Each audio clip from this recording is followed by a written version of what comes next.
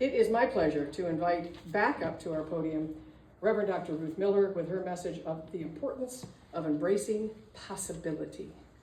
And then when you're done, will you introduce the song we're going to sing? Okay. Okay. I better take the hymnal. Got one right here. All right, there's one there. Thank you. All right, I'll take this one. All right. All right, you ready? I think we are. Okay, got it. And enter, enter, enter. All right. Oh my. It always looks so different from that. And wonderful. Oh my goodness, so wonderful. Happy spring, you guys. Yeah. Gals Hmm? and gals.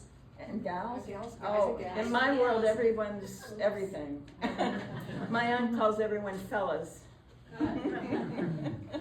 We're in fellowship. We're in fellowship. Yeah. All right. So you're using And enter. you have to get closer to the microphone. I know. And so to do that, and that's going to be fun. So I would like to encourage the possibility of imagining what 7 billion humans could accomplish if we all loved and respected one another. Imagine. Wow. And I'd like us to not only imagine it, I'd like us to embrace the possibility of it. As we do that, as we literally take in that this possibility maybe could actually happen, we increase the probability of experiencing it. And those of you who've listened to me over a few years know that's my fundamental message. See it, feel it, experience it. And we're in the habit, for those of us who've done this work, to do it for ourselves and maybe for a few people around us. I am really encouraging us to do this more and more for our nation, for our continent, for the world. Feel what it would be like to live in this planet with everybody honoring the first principle of the UUA. Enter. Let's read this together. We covenant to affirm and promote the inherent worth and dignity of every person. We covenant. That's kind of a mutual promise at a deep soul level. To affirm, to recognize the reality of, and to promote, to encourage in ourselves and those around us that every person on the planet, whether we like them or not, has inherent dignity and worth. What happens when we show up with people that way is they behave differently. You all know that.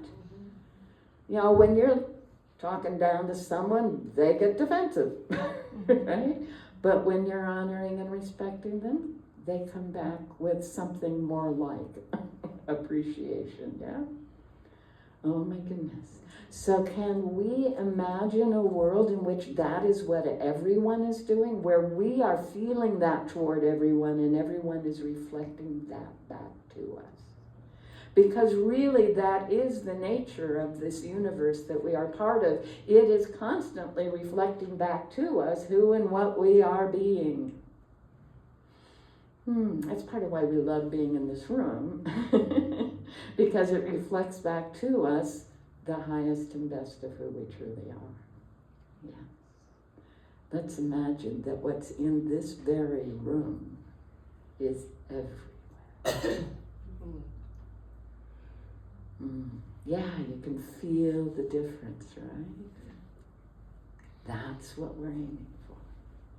Feeling that. Can you see the possibility that 1 or 2 or 4 or 5 generations hence, that's all they know?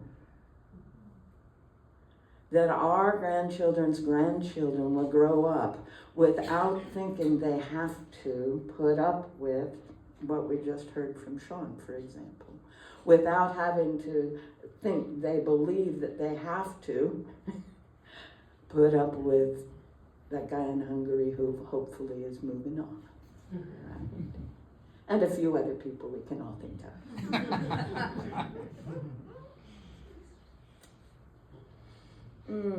I'm going to flip through a few interesting images and words because there are different aspects of what it is we're talking about. Every soul is beautiful and precious and worthy of dignity. Every soul. It's so easy to think us and them, and they don't count. We slip into that so easily in this world. But it isn't the nature of the reality of all that is. Every soul is an aspect of the one, not a piece, not a particle, an aspect of the one whole beingness that we all are. And therefore worthy. And deserving of peace and joy. In fact, not only deserving, the essential nature of all aspects of the one, because the one is peace and love. We all are peace and love and joy and beauty. That is who we are. There is a Hindu greeting that most of you know. In some languages, some versions, one of the dialects says scar and the other one says stay. Namaste. Namaste. The divine in me honors the divine in you. The love in me sees the love in you. The peace in me feels the peace in you. Namaskar. Namaste.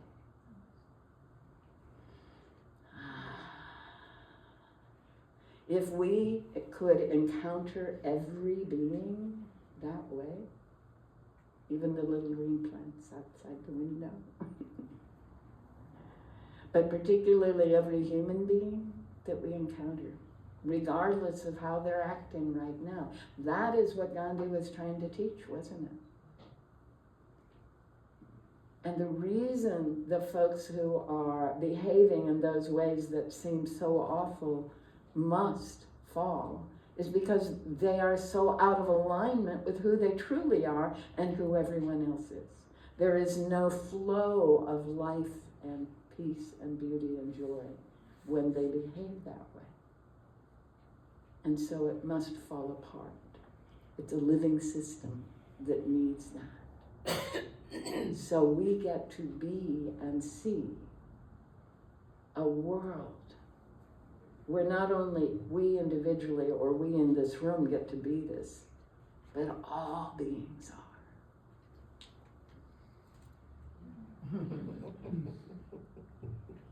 Oh, that's so cute. Isn't that sweet? Yeah, all beings.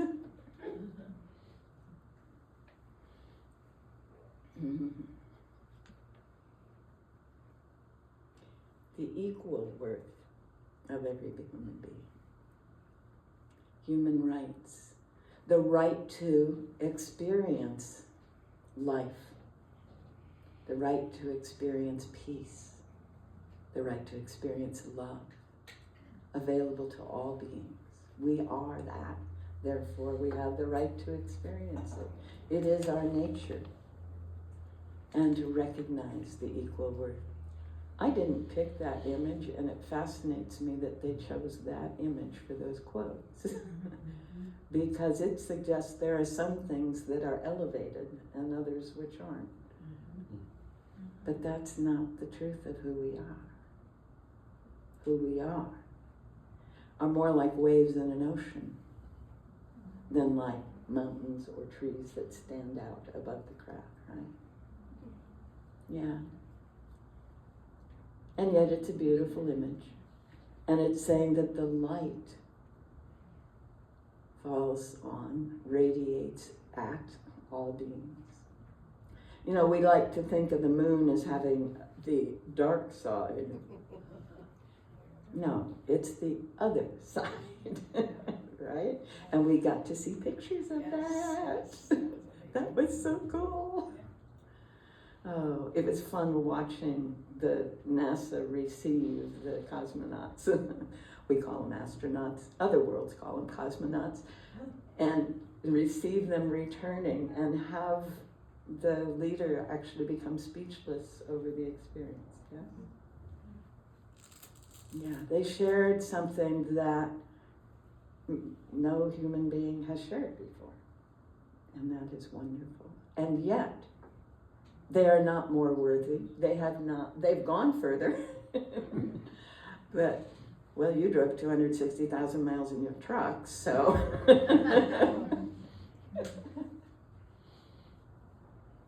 And then we have the people that have worked for this experience.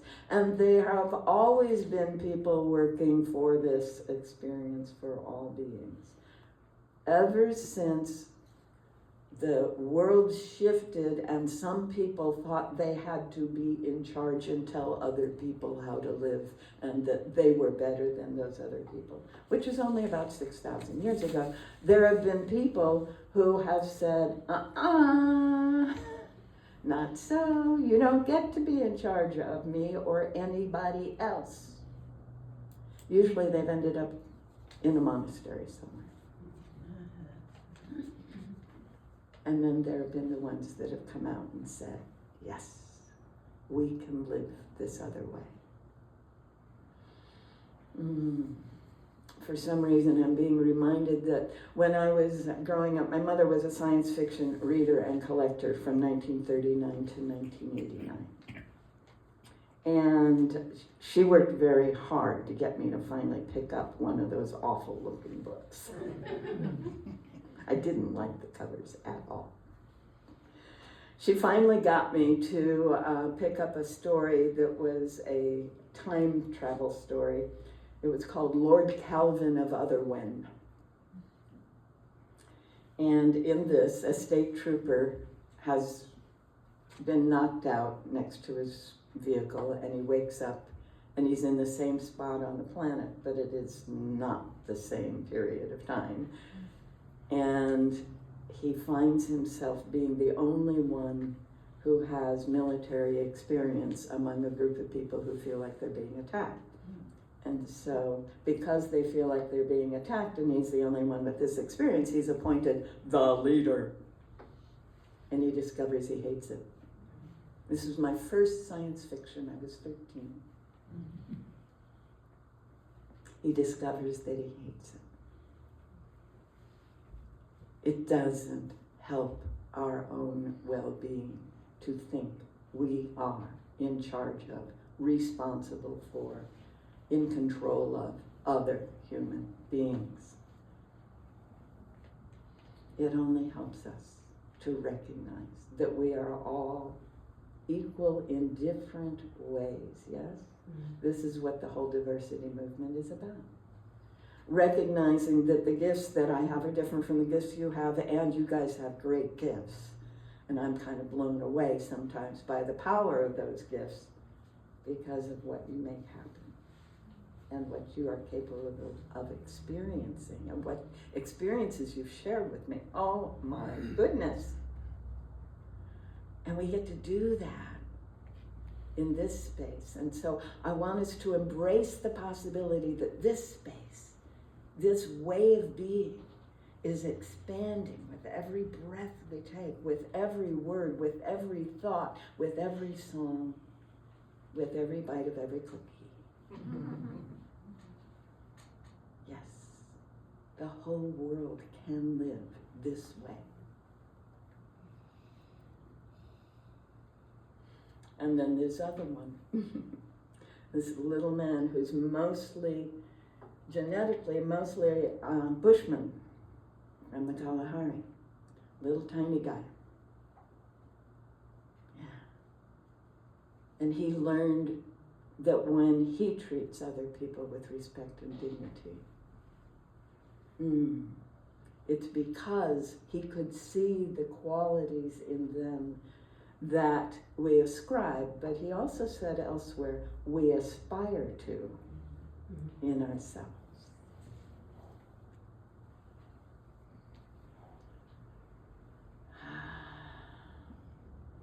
And this is so important, yes. This idea that I can't really see the qualities in me until you reflect them back to me. In our culture, we all have a very loud critic inside our heads telling us what we're doing wrong. Rarely does it tell us what we're doing right. That's what friends are for. That's why we clap and say woohoo when people accomplish things. That's why we hug each other. That's the gift we are giving when we honor every being on the planet. We are giving them the possibility of feeling love, loving, self-respecting.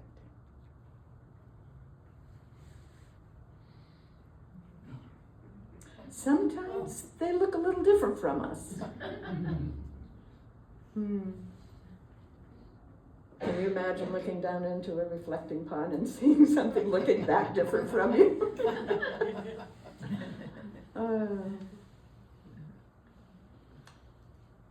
Dignity, respect, love, honoring, all of that. Yeah. Okay. There was a movie that came out, I think it's called Jewel, J-U-L. It was Ben Kingsley as a grumpy old man living by himself, just barely making it. Oh, it came across my searches one day.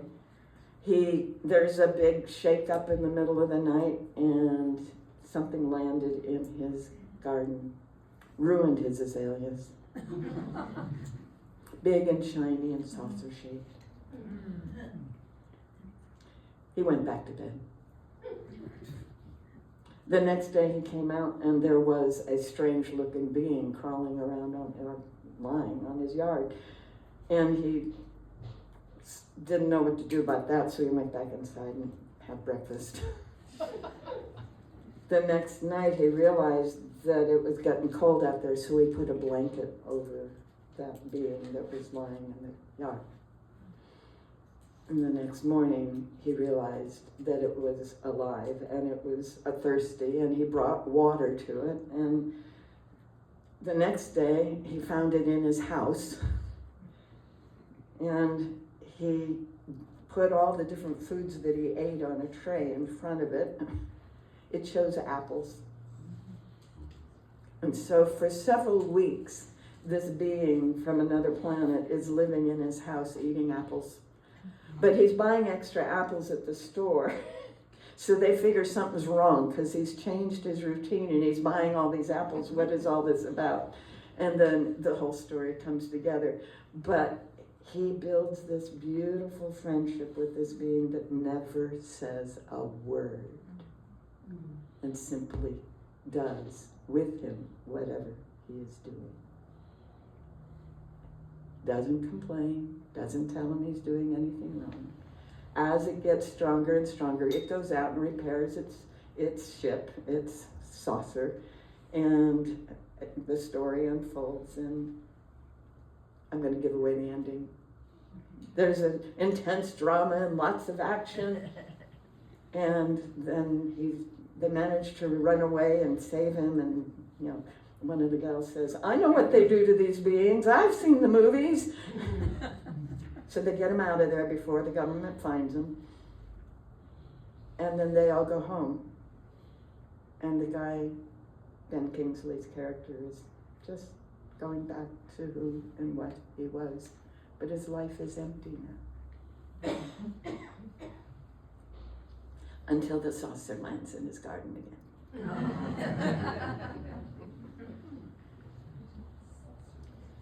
I love this way of playing out the word dignity. We deepen our understanding, we identify and satisfy needs, we give from the heart, we never patronize. We imagine their reality. We tear down the barriers and we yearn to collaborate.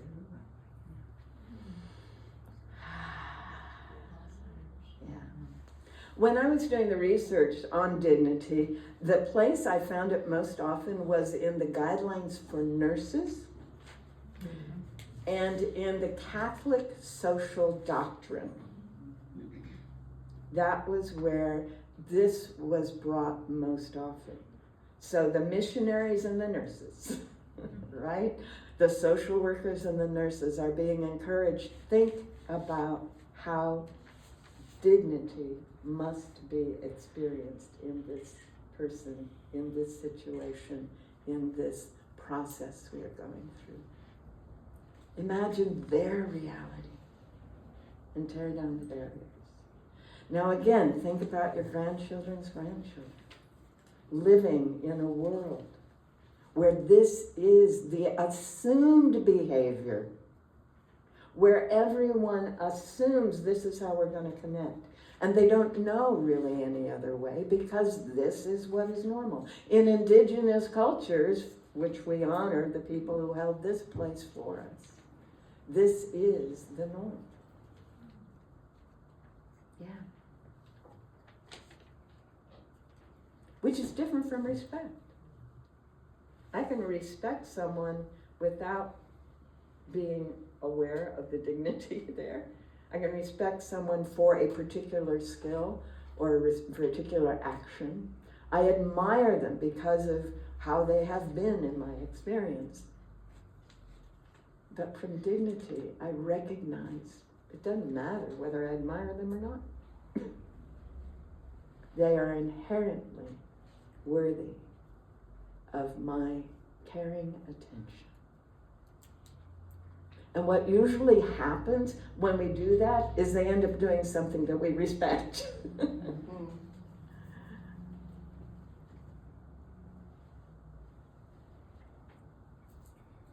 I love this one. If I have self-respect, I'm behaving morally. If I respect you, I behave with manners, courtesy. And I often hear how the culture has degraded to the point where no one is courteous anymore. And I'm going to suggest that no one has the self-respect to respect others, the discourteous ones.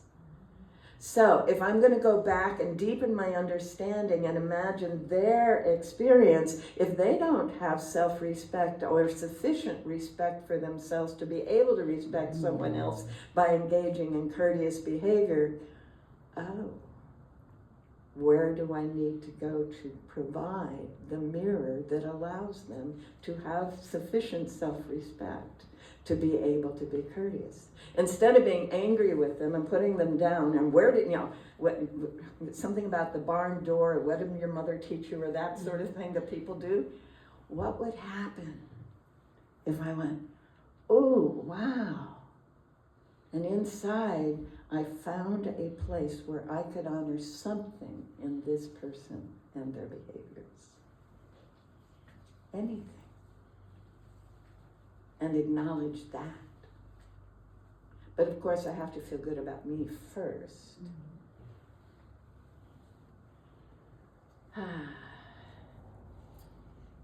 Yes.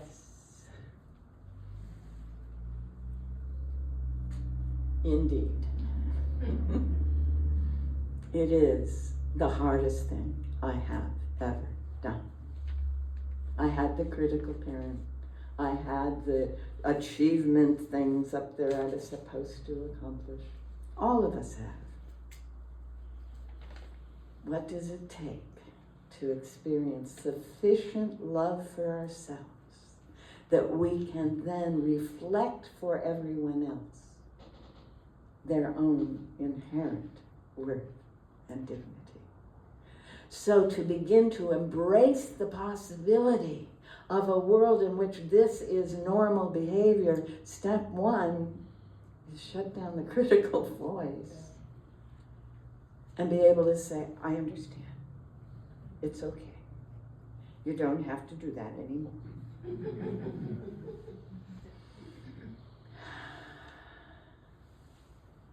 And hug ourselves. Hug yourself. Try it. Embrace yourself.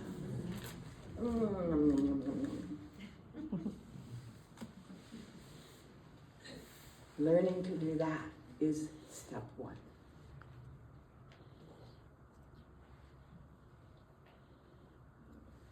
Because in that moment, we are the blessing that this whole world is ready to experience.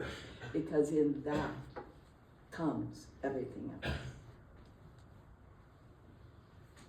So, again, imagine a world where all of us